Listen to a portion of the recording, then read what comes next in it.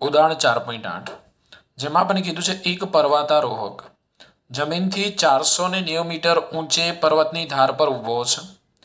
તે એક પથ્થરને સમસીધી દિશામાં 15 મીટર પર સેકન્ડના પ્રારંભિક વેગથી ફેંકે છે. હવાના અવરોધને અવગણતા પથ્થર કેટલા સમયમાં જમીન પર પડશે તે શોધો તથા જમીન પર અથડાતી વખતે તેનો વેગ શોધો. આપણને અહીંયા એવું કીધું છે કે એક પર્વતારોહક છે એ જમીનથી 490 મીટર ઊંચે પર્વતની ધાર પર ઊભો છે અને ત્યાંથી એક પથ્થરને સમસીધી દિશામાં 15 મીટર પર સેકન્ડના વેગથી ફેંકે છે. તો આ પથ્થર જમીન પર આ માર્ગે ગતિ કરીને આવશે. આ રીતે પથ્થર જમીન પર આવશે, એનો ગતિમાર્ગ કેવો હશે? પરવલયાકાર. એટલે અહીંયા જે પથ્થરની ગતિ છે એ કેવી ગતિ થશે? પ્રક્ષિપ્ત ગતિ થશે.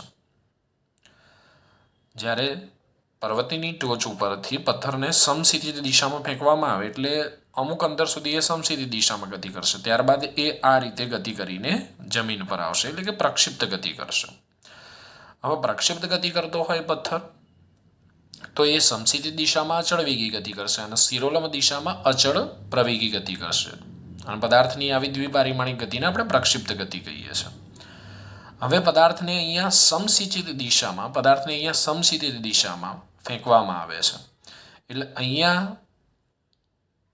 પદાર્થને જે વેગથી ફેંકવામાં આવે છે એ પદાર્થનો પ્રારંભિક વેગ થશે. હવે સમસીધી દિશામાં ફેંકવામાં આવે છે એટલે પ્રારંભિક વેગનો વાય ઘટક કેવો હશે? 0. ખાલી આપણને પ્રારંભિક વેગનો એક્સ ઘટક જ મળશે. ખાસ ધ્યાન આપજો અહીંયા, બરોબર છે. આ પદાર્થને v0 જેટલા પ્રારંભિક વેગથી સમસીધી દિશામાં ફેંકવામાં આવે છે. સમસીધી દિશામાં ફેંકવામાં આવે છે એટલે આપણને વેગનો એક્સ ઘટક જ મળશે. વાય ઘટક કેવો મળશે? 0 મળશે. તો અહીંયા t બરાબર 0 સમય આને આપણે ઉગમ બિંદુ લઈ લઈએ કે પર્વતની ટોચને આપણે ઉગમ બિંદુ લઈ લઈએ અહીંયા, અને ઉર્ધ્વ જે દિશા છે એ ઉર્ધ્વ દિશાને આપણે ઋણ વાય લઈ લઈએ અને અધો દિશાને આપણે ધન વાય લઈ લઈએ. તો અહીંયા વાય ઇઝ ઇક્વલ ટુ કેટલા થશે? h થશે. ઇઝ ઇક્વલ ટુ કેટલા થશે? 490 મીટર થશે. હવે પદાર્થને સમસીધી દિશામાં ફેંકવામાં આવે છે. આથી t બરાબર 0 સમયે આપણને પ્રારંભિક વેગનો એક્સ ઘટક જ મળશે અને એ પ્રારંભિક વેગનો એક્સ ઘટક એ પદાર્થના પ્રારંભિક વેગ જેટલો થશે. અને શિરોલંબ ઘટક આપણે લઈએ વેગનો તો એ કેવો થશે? 0. કેમ 0 થશે? કારણ કે પદાર્થ સમસીધી દિશામાં ગતિ કરે છે તો શિરોલંબ ઘટક કેવો થાય? 0 થાય. હવે t સમયે આ બિંદુ પાસે પદાર્થનો વેગ કઈ દિશામાં હશે? તો તે બિંદુ પાસે દોરેલા સ્પર્શકની દિશામાં આ દિશા મળશે વેગ. તો આપણને બે ઘટકો મળશે. સમસીધી દિશામાંનો ઘટક vx અને અધો દિશામાં આપણને વેગનો ઘટક મળશે vy. પરંતુ પદાર્થની સમગ્ર ગતિ દરમિયાન વેગ કેવો રહે છે? અચળ. એટલે કોઈ પણ સમયે વેગ પ્રારંભિક વેગ જેટલો જ થશે. vx is equal two v0x થશે. આ ખાસ સમજવાનું છે કે પ્રક્ષિપ્ત ગતિ કરતા પદાર્થનો સમસીધી દિશામાંનો વેગ કોઈ પણ સમયે કેવો રહે છે? અચળ રહેશે. હવે જ્યારે પદાર્થ જમીન પર અથડાશે ત્યારે એનો વેગ ધારો કે આ દિશામાં છે. તો અહીંયા પણ આપણને વેગના બે ઘટકો મળશે. vx સમસીધી દિશામાં, શિરોલંબ દિશામાં આપણને મળશે vy. અધો દિશાને આપણે ધનવાય લીધી છે, ઉર્ધ્વ દિશાને આપણે ઋણવાય લીધી છે. અને પ્રક્ષિપ્ત ગતિ કરતા પદાર્થનો પ્રવેગ ગુરુત્વ પ્રવેગ g જેટલો હોય છે અને એ હંમેશા કઈ દિશામાં હોય? તો અધો દિશામાં, પૃથ્વીના કેન્દ્રની દિશામાં હોય છે. તો સમજો અહીંયા. તો આ v0 ના બે ઘટકો પડશે. એક v0x અને બીજો v0y. પણ સમસીધી દિશામાં ગતિ કરતો હોવાથી આપણે ફક્ત સમસીધી જ ઘટક મળશે v0x. ઓકે, અને એને આપણે લઈશું કેટલા? 15 મીટર પર સેકન્ડ. v0y કેવા થશે 0 થશે. ઓકે, હવે વસ્તુ નોટ ડાઉન કરીએ આપણે. ખાસ આ સમજવાનું છે, બરોબર. પદાર્થ સમસ્થિતિ દિશામાં ગતિ કરતો હોવાથી આપણને સમસ્થિતિજ ઘટક જ મળશે, સિરોલોમ ઘટક 0 થશે. સમસ્થિતિજ ઘટક એ પદાર્થના પ્રારંભિક વેગ જેટલો હશે. તો અહીંયા y is equal two h is equal two પર્વતની ઊંચાઈ આપણને આપેલી છે 490 મીટર. v0x કેટલા આપેલા છે? તો v0x આપણે લઈશું 15 મીટર પર સેકન્ડ અને vx પણ આપણે લઈશું 15 મીટર પર સેકન્ડ, કારણ કે કોઈ પણ સમયે વેગ એ પ્રારંભિક વેગ જેટલો જ થશે. ઓકે દોસ્તો, આટલું ક્લિયર છે. હવે y ઘટક કેવો થશે એનો? તો y ઘટક પ્રારંભિક વેગનો y ઘટક કેવો છે? 0 છે. પ્રવેગ એ સદિશ બરાબર માઇનસ જી કેપ થશે. હું આને આની સાથે સરખાવી દઉં, ax i cap plus ay j cap. Okay દોસ્તો, એક ભૂલ થઈ અહીંયા. આપણે અધો દિશામાં વેગને કેવો લીધો છે? ધન, એટલે પ્લસ જી કેપ લઈશું. જો આપણે ઋણ y લીધું હતું માઇનસ જી કેપ થાય, તો પ્લસ જી કેપ. જી કેપ શેનો છે? ધનવાય દિશામાંનો એકમ સદિશ છે. તો ax બરાબર કેવા 0 અને ay બરાબર કેટલા થશે? તો ay બરાબર પ્લસ જી, એટલે કે પ્લસ 9.8 મીટર પર સેકન્ડ સ્ક્વેર થશે. આટલી વસ્તુ તમારે ખાસ આની અંદર ધ્યાનમાં રાખવાની છે. ઓકે, ચલો સૌથી પહેલા આપણે શોધી નાખીએ ટાઈમ. તો સમતલમાં ગતિ કરતા પદાર્થ માટે આપણે અચળ પ્રવેગી ગતિના સમીકરણનો ઉપયોગ કરીએ. આપણી જોડે y છે, તો y નું સમીકરણ લખવું હોય તો y ઇઝ ઇક્વલ ટુ આપણે લખી શકીએ v0yt પ્લસ 1/2 ay t નો સ્ક્વેર થશે. તો y ની જગ્યાએ આપણે મૂકીશું 490, v0y ની જગ્યાએ મૂકીશું 0, ay ની જગ્યાએ આપણે મૂકીશું g બરાબર 9.8 છે. તો y ની જગ્યાએ હું મૂકી દઉં 490, v0y તો v0y કેટલા છે? તો v0y છે 0 ઇન્ટુ ટી પ્લસ 1/2 ay એટલે g છે 9.8 ઇન્ટુ થશે ટી સ્ક્વેર થશે.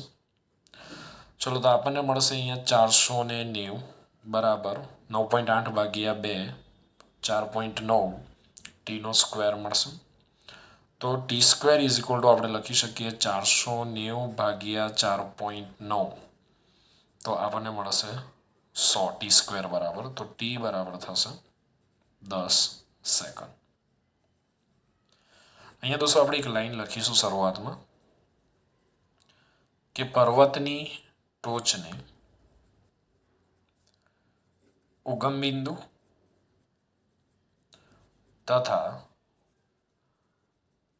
અધો દિશાને ધન y અક્ષ લેતા